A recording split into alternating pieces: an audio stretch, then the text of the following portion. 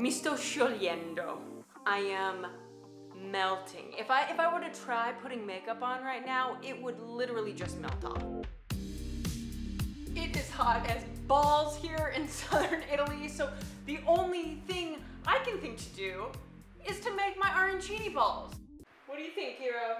What do you think, hero? Arancini, these delicious fried risotto balls stuffed with a whole variety of things. In this case, I'm stuffing it with eggplant and mozzarella. These delicious things originated in 10th century Sicily, when the island was actually under Arab rule. So my theory is, if these things have stuck around this long and we are still actively making and eating them, you know it's gotta be delicious. And guess what? It really, really is. And you know, granted, in order to make arancini, you do need to make risotto, which involves standing and stirring over a stovetop for a long time and then frying in hot oil. So this is not a cooling dish, but it matches the heat of the moment. And arancini are from Sicily, which is super freaking hot. And these arancini that we're going to make today from my book, Cheese, Wine, and Bread, are inspired by arancini I had in Sicily when I visited Catania on the east coast of Sicily.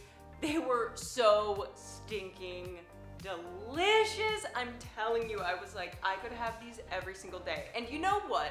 Maybe it's because it was July when I visited. It was balls hot there too. I really associate arancini with super hot, sweaty weather, and they are just right.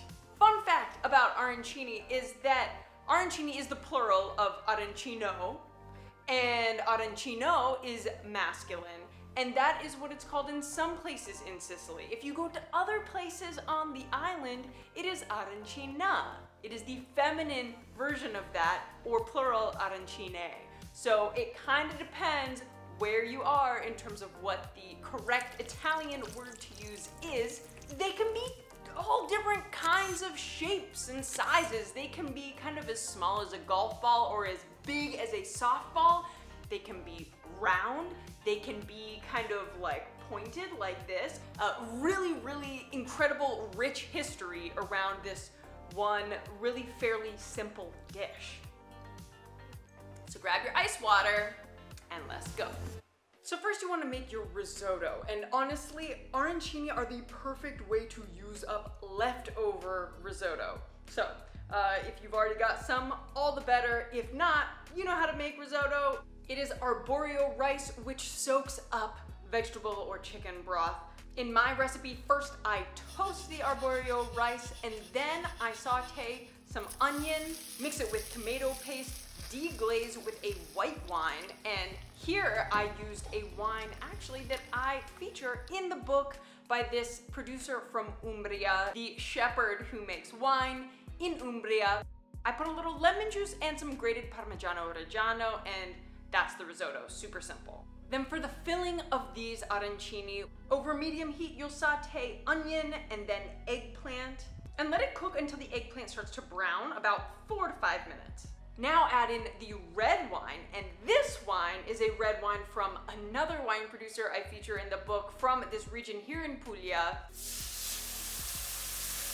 Then I add in the diced canned tomatoes and let that cook for about 10 minutes or until the liquid is evaporated.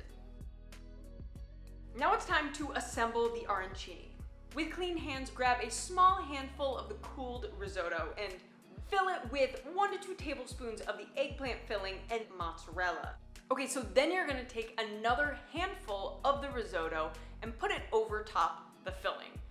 Form it into a tight, compact ball, and you wanna make sure that the risotto is completely sealed over the filling so that it doesn't explode when you're frying it. Now it's time to bread them. So take your formed balls, and dip them in the egg white. Completely cover it and move it to the breadcrumbs. Completely cover it with the breadcrumbs and then put that aside to a cutting board or plate.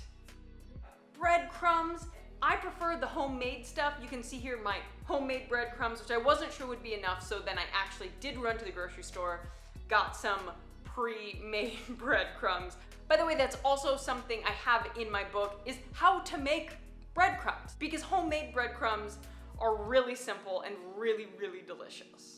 Now here, I'm filling my wok with a neutral oil, and I'm going to bring this up to heat, and with a slotted spoon, gently move the arancini in the oil so that they don't rest on the bottom and become misshapen, and this also ensures that they fry evenly.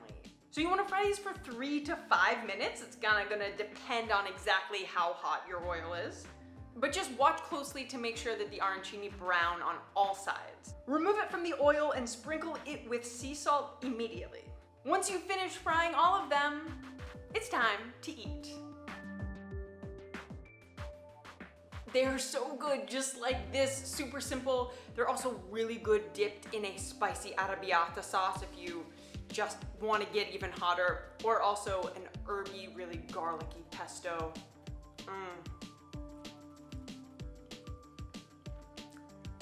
Buonissimo.